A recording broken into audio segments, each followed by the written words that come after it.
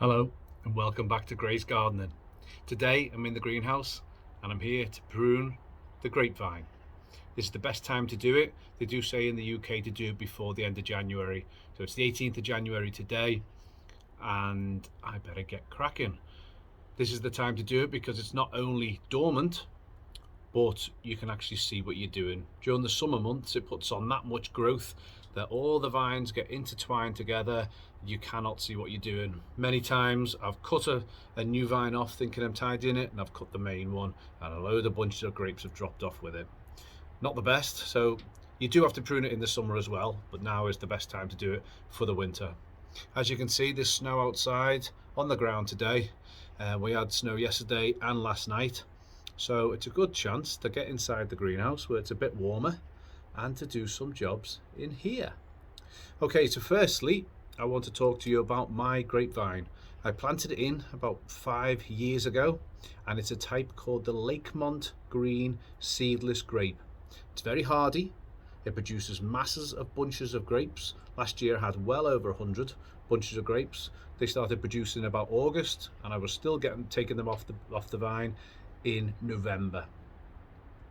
It's described as a dessert grape, but can also be used for wine as well. It's very tasty, quite sweet, and I know my kids love it on their cereals and just to eat, almost like sweets.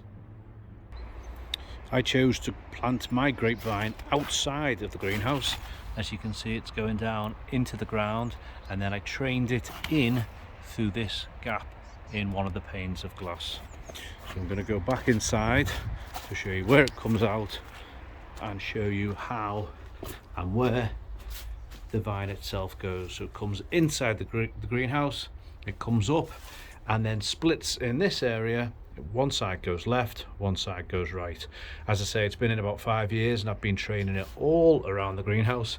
It goes up and around, it goes over the top, it goes down this side, and then the other side, which goes off to the right, goes up here. We've got pieces that go over the roof. As you can see, I've got it everywhere. I've got it right around the back, up over the top, coming down, and it actually, I've gone all the way around and it meets around this area here. But as you can see, hopefully, if I zoom in a little bit, all these old little bits, these are all last year's growth. They've all become a bit woody now, and I'm going to have to tidy them up and trim them off. Likewise, up on the roof, this has become a massive jumbled mess, so I need to trim that out and tidy it all up. Also, I'm not sure if you can see here, but part of the grapevine has gone between the glass and the frame of the greenhouse. Now I need to take that out, otherwise over time that will grow and expand and sadly shatter the glass in the greenhouse before too long. Okay, so as mentioned, here is my main rod that will be going right around the outside of the greenhouse, or the inside of the frame. And what I want to do, these little spurs that are coming off here, they're last year's growth or last year's shoots, and I want to, if that will focus, take each one of those back to the first bud. So hopefully it is literally as simple as that. And after I trim those off, then during the spring and summer months, these will then shoot or send out a new shoot, which the new grapes will appear on. The bunches will grow on those new shoots that come out this year. Now these are a little bit close together and I may want to spread those out a little bit, but I'm going to tidy that up first. Just literally go around, taking it back to one bud. As you can see, the little bud is in there and that's where it will shoot from. After I've done that, I'm going to give it a good old tidy up so we can see the final structure. I'm going to take out all that and I'm going to decide which way it goes. As we can see, we've actually got two pieces here. I think it starts over there somewhere.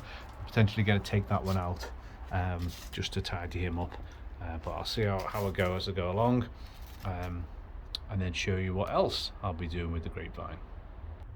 It is important to do the pruning whilst the grapevine's in its dormant stage. You do it before the sap starts to rise, otherwise any cuts that you make to the vine will end up, the cuts themselves will bleed, leave the wound. It's open to infection, disease, bacteria, and that's the last thing you want for your vine to get any disease at this time of year.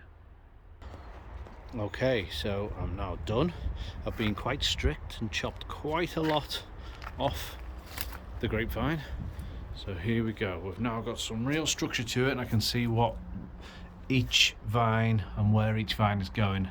So as you can see, much tidier now along the roof, which will give me more light over the summer months. We've got one main vine going round the side to the left, goes over the top, and I can follow each piece down, follow all the way of where I want it to go. Again, up and over. It's one main rod all the way down, and that same kind of pattern and sequence goes all the way around. And I've trimmed off each of these little buds, or the shoots from last year, right down to one bud, so that the new shoots will come out of there when we get into the spring, and that will be what produces this year's grapes. I've got it tied up all the way along, so give it some kind of support. I've made a little loop, if you can see that. These are loops around the main rod, so that it doesn't get too tight and doesn't strangle the actual vine itself. And that's the same kind of pattern all the way around the back. I have got one area that I've got two, as you can see here, I've got two shoots, or two parts of the rod going right along here. That's more of a little experiment just to see how that transpires. But as you can see, this is so woody now that it's well established. Another job that's good to do this time of year is the old bark.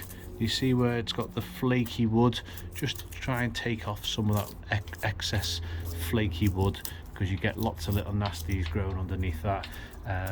Grapevines and greenhouses are quite prone to caterpillars, beetles, flies, and other little nasties that then could damage your plants within the grapevine, within the greenhouse. Okay, so that's the majority of the pruning done. Whilst I was doing the pruning, I did step on a little grape from last year. I found a few old ones that still were hanging off. They're a bit too old to eat now, but you do know what happens if you step on a grape. It lets out a little wine. And you know what a grape's favourite fruit is? It's the grapefruit. And how do you know that grapes know all the gossip? Because they hear it on the grapevine. Sorry, they are the best of the grape jokes I have. One final job still to do. Final job is to give the grapevine a good old mulch, to give it some extra feed through the spring and into the summer. My granddad did tell me that, and as I presume it's an old wives' tale, was to wrap an old dead cat around the base of a grapevine over the winter months. It would keep it warm, he said, and would also, as it broke down, provide it with nice nutrients into the soil. However, I'm going to go with the good old peat-free compost. Give that a good drop that on. There we go. Right round the base, just got a little flattening down, and there we have it, protected and mulched, ready for the new growing season. That is the end of today's video. If you've liked it, please remember to subscribe to the channel, hit that thumbs up button, turn on your notifications, and you'll be notified of all the rest of my videos. I'm hoping to bring a couple out every week to let you know what to do and when. So thanks for watching, everyone. Take care, and I'll speak to you soon. Bye.